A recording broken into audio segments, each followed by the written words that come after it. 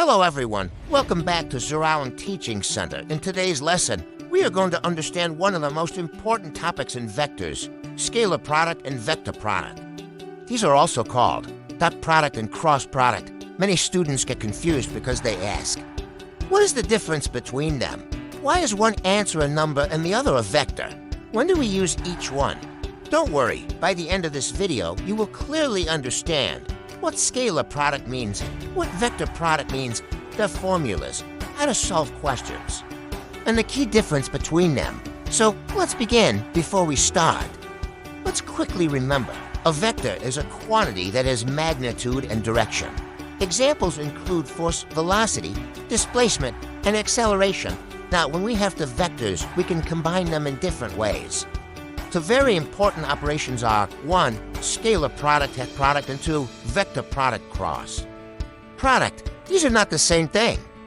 And today we will learn the difference very clearly. Let's start with the scalar product. The scalar product of two vectors A and B is written as a B.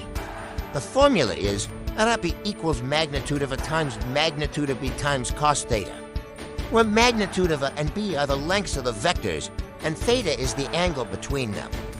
The answer of a dot product is a scalar, which means just a number. It is not a vector. That is why it is called the scalar product. Suppose magnitude of A is 4, B is 5, and the angle is 60 degrees.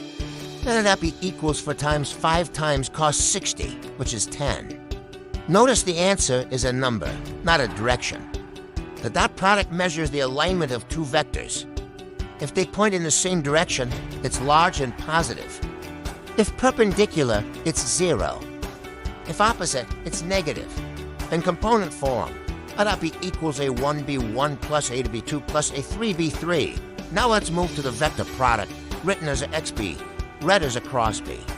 The formula for the magnitude is magnitude of A times magnitude of B times sin theta, the answer.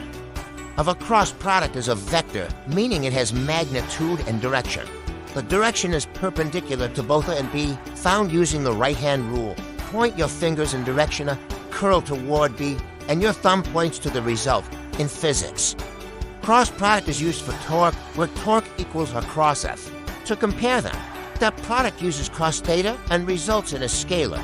It is 0 when perpendicular. Cross product uses sin theta and results in a vector. It is 0 when parallel. Remember, dot equals number, cross equals new vector. Let's do a quick practice. If magnitude of A is 6, B is 2, and angle is 60, then a dot B is 6, and the magnitude of a cross B is 6 root 3. Today we learned the formulas and differences clearly.